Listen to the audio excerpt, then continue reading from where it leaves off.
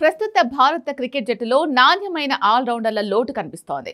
Spin bowling ఆల్రౌండర్లుగా Ravindra Jadeja, Axar Patel, Sundar వంటి వారు ఉన్నప్పటికీ పేస్ బౌలింగ్ ఆల్రౌండర్ల విభాగంలో భారత్ చాలా వెనుకబడి ఉంది. ఒక్క హార్దిక్ పాండ్యా తప్ప చెప్పుకోదగ్గ పేస్ బౌలింగ్ ఆల్రౌండర్ భారత్కు లేరు. అయితే హార్దిక్ ఫిట్నెస్ సమస్యల వల్ల ఎప్పుడు జట్టులు ఉంటాడో, ఎప్పుడు బయట ఉంటాడో తనకే తెలియదు. నితీష్ కుమార్ రెడ్డిని 3 ఫార్మాట్స్లో ఆల్రౌండర్గా తీర్చిదిద్దాలని ప్రయత్నిస్తున్నప్పటికీ ఆశించినంత మేర ఫలితాలు మాత్రం రావడం లేదు. మొదటిలో అతడిపై నమ్మకం ఉంచిన గంభీర్ ఇప్పుడు ఎక్కువగా స్పెషలిస్ట్ బ్యాటర్గానే పరిగణిస్తున్నారు. టీ20 సెటప్లో భాగంగా ఉన్న శివం దుబే పరిస్థితి కూడా అంతంత మాత్రమే. సేనా దేశాలతో పోలిస్తే మనం చాలా వెనుకబడి ఉన్నాం. గతంలో కపిల్ దేవ్, సౌరవ్ గంగూలీ వంటి ఫాస్ట్ బౌలర్ ఆల్రౌండర్స్ ప్రపంచ క్రికెట్నే శాసించారు. ఖచ్చితంగా అటువంటి ఆల్రౌండర్లు భారత జట్టుకు అవసరం. జట్టు సమతుల్యంగా ఉండాలంటే ఖచ్చితంగా ఫాస్ట్ బౌలింగ్ ఆల్రౌండర్లు కావాలి. South Africa, England, New Zealand, Australia వంటి సేనా దేశాల విజయాలలో ఆల్రౌండర్లదే కీలక పాత్ర.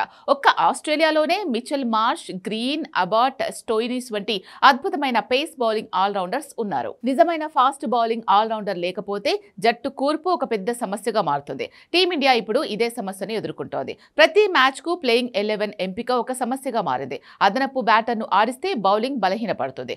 5 బౌలర్లతో ఆడితే బ్యాటింగ్ లైనప్ బలహీనంగా మారుతుంది.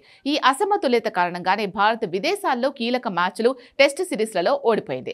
భారత జట్టులో స్పిన్ ఆల్రౌండర్లు ఎక్కువగా ఉండడంతో ఎవరికి అవకాశం ఇవ్వాలో తెలియక టీం మేనేజ్మెంట్ తలలు పట్టుకుంటుంది. జడేజా, అక్షర్ వంటి వారు ఉపఖండ పిచ్ పై రాణిస్తున్నప్పటికీ విదేశీ గడ్డపై బంతితో సత్తా చాటలేకపోతున్నారు. దీంతో విదేశీ పర్యటనలో ఫాస్ట్ బౌలింగ్ ఆల్రౌండర్ల లోటు స్పష్టంగా కనిపిస్తోంది. బీసీసీఐ సెలెక్టర్లు మరోసారి శార్దూల్ ఠాకూర్ వంటి వెటరన్ ఆల్రౌండర్లను పరిగణలోకి తీసుకోవాల్సిన అవసరం ఉంది. శార్దూల్ జాతీయ జట్టుకు దూరంగా ఉంటున్నప్పటికీ దేశవాళీ క్రికెట్లో మాత్రం అద్రగొడుతున్నాడు. ఫార్మాట్లకు అతీతంగా ఠాకూర్ అద్భుతమైన ప్రదర్శన కనబరుస్తున్నాడు. అతన్ని తిరిగి జట్టులోకి తీసుకోవాలని చాలా మంది మాజీలు సూచిస్తున్నారు. ఠాకూర్ మరోసారి సత్తా చాటుతున్నప్పటికీ ఇప్పట్లో తిరిగి పునరాగమనం చేసే సూచనలు కనిపించడం లేదు. అయితే ఠాకూర్ కూడా వన్డే ప్రపంచ కప్ 2027లో ఆడాలి అన్న తన కోరికను వ్యక్తం చేశాడు. అతడితో పాటు రాజ్ అంగద్ బవా, సూర్యాంశ్ షెడ్గే వంటి వారిపై కూడా సెలెక్టర్లు దృష్టి సారించాల్సిన అవసరం ఉంది.